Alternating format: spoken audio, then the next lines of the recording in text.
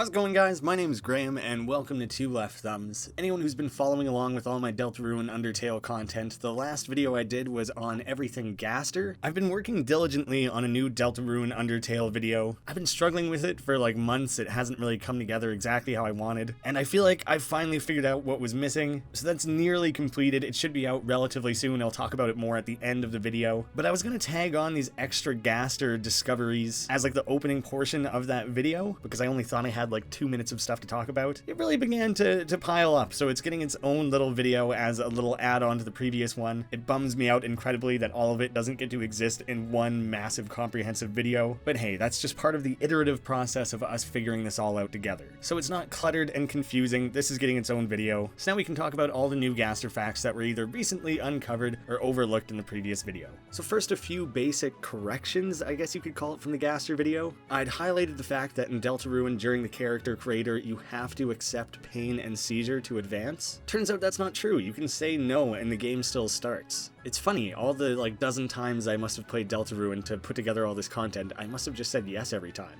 So that's a small correction. Now I have something else I just want to expand on a little bit. I did bring this up within the last video, but for whatever reason I just didn't spend that much time on it. That at the time was a decision I made quite intentionally, but now I'm not entirely sure why. There's a cool tie-in when you're talking to Sham about Jevil, where he actually quotes darker yet darker. I guess it just felt referential rather than like any kind of actual evidence, but I think it's pretty dang important that Sham is quoting a character that we've never actually met. So it's rather speculative, but there's a chance that Sham and the Jevil are remnants of a shattered Gaster. They share some of his cynicism, his crazed tendencies, and well, straight up insanity. I don't like to theorize too much. I try to keep things as factual as I can, but seeing as they have some of those physical similarities, maybe there's something to that. But please don't read too far into something like this. It has little to no supporting evidence. But if it ends up being true to any sort of degree, then at least I can point to this video and give myself a pat on the back for having brought it up. It's equally likely that Sham either knew WD, worked with him, or that the characters within this game and world are similarly aware of and fascinated by Gaster lore the way we are.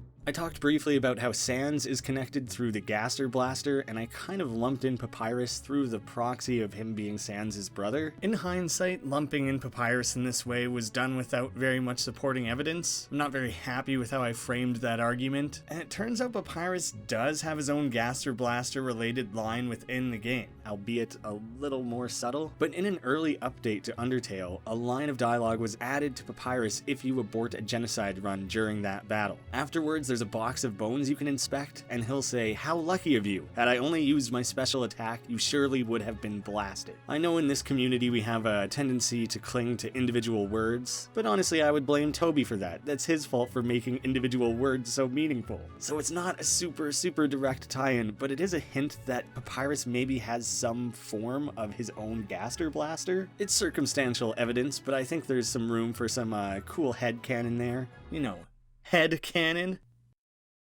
There's an official Undertale blog on Tumblr, and it does a cool thing where they occasionally make posts from the perspective of characters within the game. The posts don't sign off specifically saying which character is talking. You kind of have to sort it out yourself. How the post is presented, their manner of speech, things like that. There are ones made by Toriel and Metatun, but there's one in particular titled Important Info. It's written in all lowercase the way Sans talks, and it has a little bit of a joke about having a bone to pick. I'll put the whole thing up on screen here if you want to read through it. I'm not going to read the whole thing, but those are the main pieces of evidence that this is coming from Sans. There's a line towards the end of it. Besides, it's rude to talk about people who are listening, right? Not everyone is as tough as my brother. A few things here. As shown in the last video, it's rude to talk about people who are listening is more than likely referencing Gaster. These posts are more than likely written by Toby himself, and knowing the care he puts into these sort of things, I don't think he would just make a throwaway referential line like that. You would immediately think that not everyone is as tough as my brother would be referring to Papyrus, but the fact that he brings up Gaster and then his brother back to back like that is kind of strange. It's led people to speculate that maybe Gaster is a lost third brother. This kind of lends itself further to the idea that Gaster is a skeleton, which I also talked about in the last video. God, I wish this all just existed in one video. Looping this back back around with the smile evidence from the previous video, and this idea that Gaster is a part of the skeleton family. The don't forget photo with 3 people says that they're all smiling. Skeletons can't not smile. Just a quick refresher on that point there. It also quickly brings up Shyren's lower half. People had already started speculating about that a little bit at this point, so this was just kind of throwing more fuel into the fire, and also directly addresses the fact that we kind of should be reading into these blog posts more. They obviously aren't meant to be throwaways, so it's not crazy to craft a theory around one.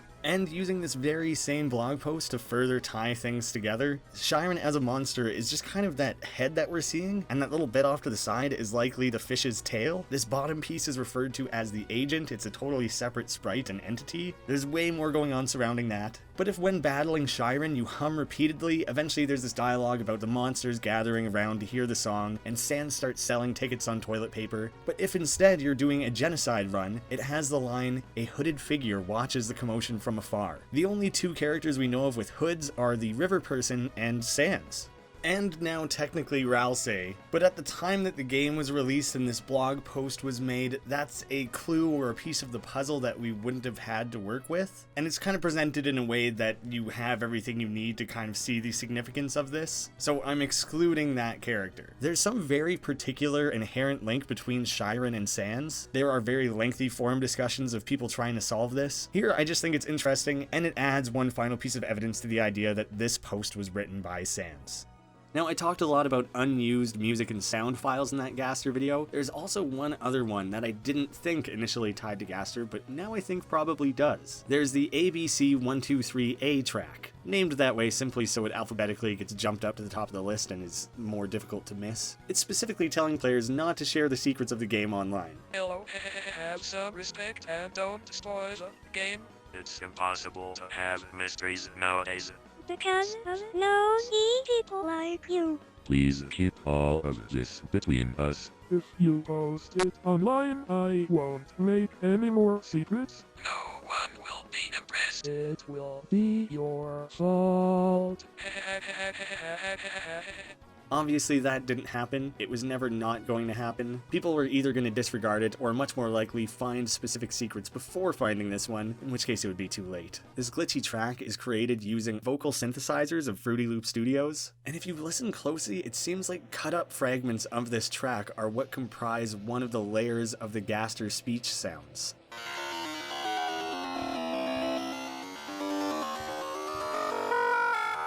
And in one of the first updates to the game, version 1.001, this sound file was completely replaced with a choppy arrangement of synthesized laughter.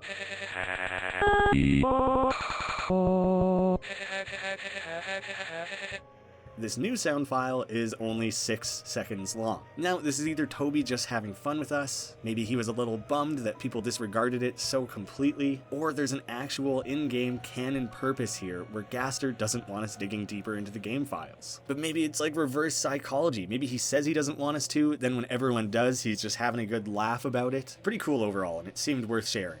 I think the most significant omission from that video that was pointed out to me in the comments and is explained in great detail by B on her Susie Undertale Tumblr account is the existence of typer values within the code of Undertale and Deltarune. Now, how dialogue is displayed and delivered in both games are associated with something called a typer value. These values store text characteristics like font, size, color, the speed at which it's typed out, and sound effects. Most characters have their own specific typer value that assigns all of those functions. Rather than having several values, one that means font, one that means size, etc., it's all grouped together as one consistent value. It's easy enough to imagine when you look at different characters like Papyrus or Torio. They're vastly different and each character has their own unique typer value assigning all of those characteristics. In the Gaster video, I outlined in great detail the significance of the number 6 to Gaster. Now in Undertale, all of these standard typer values, all the ones that are associated with characters in the game, just naturally progress from 1 to 111. Their number and order is probably pretty well just determined by the order they were added into the game. There's one very important exception to this. Entry 17, with its glitchy sounds, wobbly text, and wingdings font, is called up through a typer value of 666. Now, this is a very specific usage. This exact sound and font and all of that doesn't exist anywhere in Deltarune. At least not together like this as its own typer value.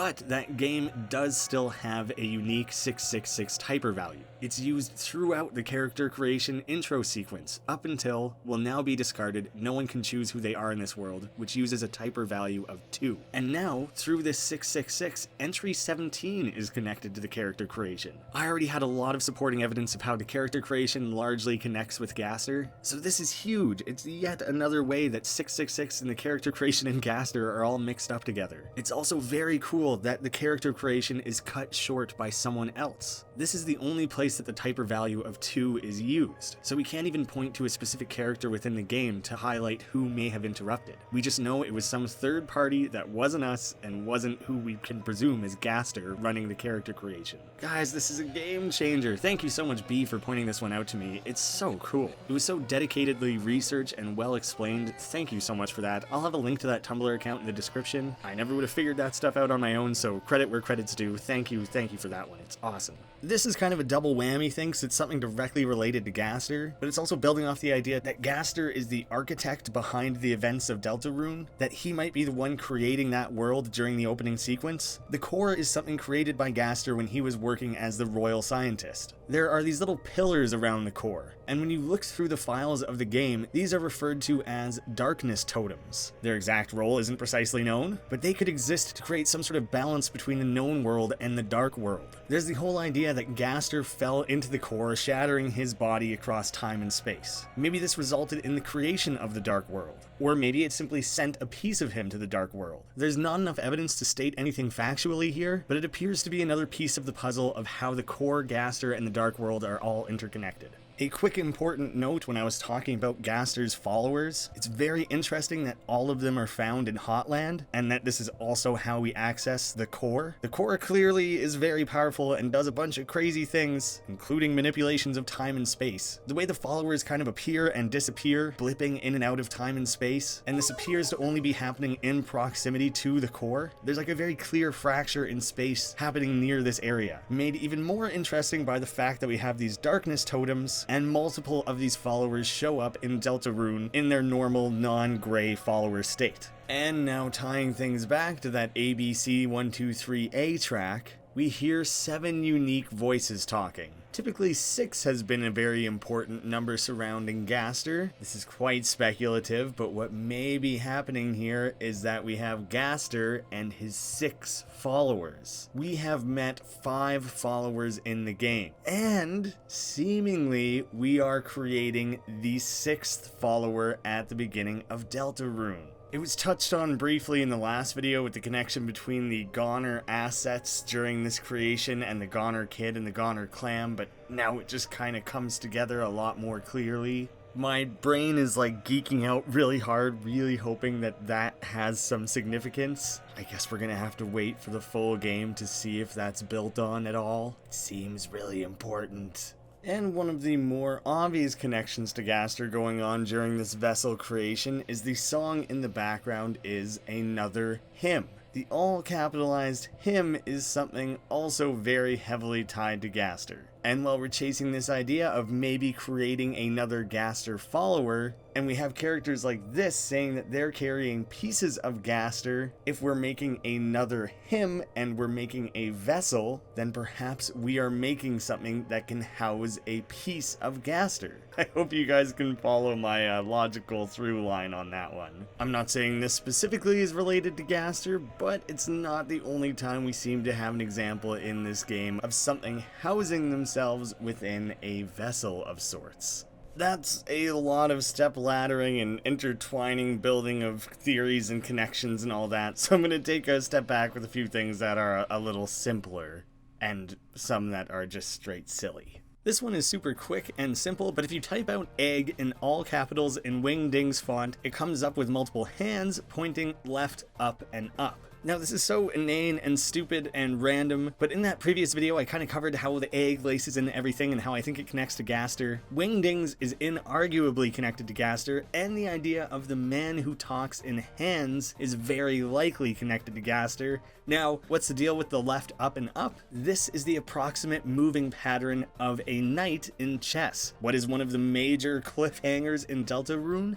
Who is the knight? Huge repeatedly mentioned thing that we never get a firm answer to, and this stupid, deeply buried, for lack of a better term, Easter egg, or more accurately Gaster Egg, might actually point to the fact that Gaster is in fact the knight. I'm sure there's other ways to look at this, other ways to cut it, but I think that is simultaneously stupid enough and complex enough that it makes it easy to overlook, yet it's like the most glaringly obvious hint possible when it's right there in front of your face. I think that might actually end up being super important. It's also very rarely talked about. I only saw like 2 or 3 people bring it up, and I didn't really pay much mind to it at first, and then all of a sudden I decided to put a lot of weight into it. So I guess I'm just feeling it right now. I laid out precisely how and why I believe it makes sense that Mystery Man is Gaster, but I thought I should draw attention to another funny theory that exists out there. The first place I ever saw this was from a forum post by Tadazi. They aren't a fan of the whole Wingding Gaster and Mystery Man connection, so their silly simple thing that they came up with is that WD instead stands for White Dog Gaster. Their simple summary is that annoying dog is Gaster. Travels through time and space, he created the world, including the core, he fell into his own creation, Undertale, he's seen the timelines because he wrote them, he's everywhere, he's listening to us, he's on the forums, on Twitter, on Tumblr, on Reddit. But since we largely know that the annoying dog is also a stand-in for Toby, this is kind of saying that Toby and Gaster are one and the same. There's something fun to kind of latch onto there. This is more of just like a silly throwaway idea than a concrete theory. But while sitting here meticulously drawing out all these dots and connections, it's funny to just take a step back and have a laugh at something like this. I don't actually put any stock into it or take it seriously. So I'm hoping now that through like nearly an hour's worth of video, everything that we could possibly touch on when it relates to Gaster has now been discussed. Because this kind of came about while I was working on that other video, that one is very near being completed. I'm very excited about it. It kind of shares a similar format to these Gaster videos. It's me explaining things as best as I can by just laying out the facts. I won't get into specifics because I'm trying to be mysterious and just trying to tease things a little bit here, but it's something that's been highly contentious, very highly debated within the community for a while now. There were a few small theories about it back in Undertale. Deltarune gave us the context to really start exploring this, and it has such crazy implications for this universe, and I'm so damn excited about it, and I'm hoping I can have it ready very, very soon. Keep an eye out for that. Thank you guys so much for watching. Thank you for all the support with these videos. They're crazy fun to make. We're a long ways away from seeing the full Deltarune game. Hopefully these keep people thinking about it and keep them guessing in the meantime. If anyone's curious about the video length, it's not something I did intentionally, but it was a few seconds shy, so here we are. YouTube better not screw me by rounding that up or down. Thank you all so much for watching. I will see you again soon.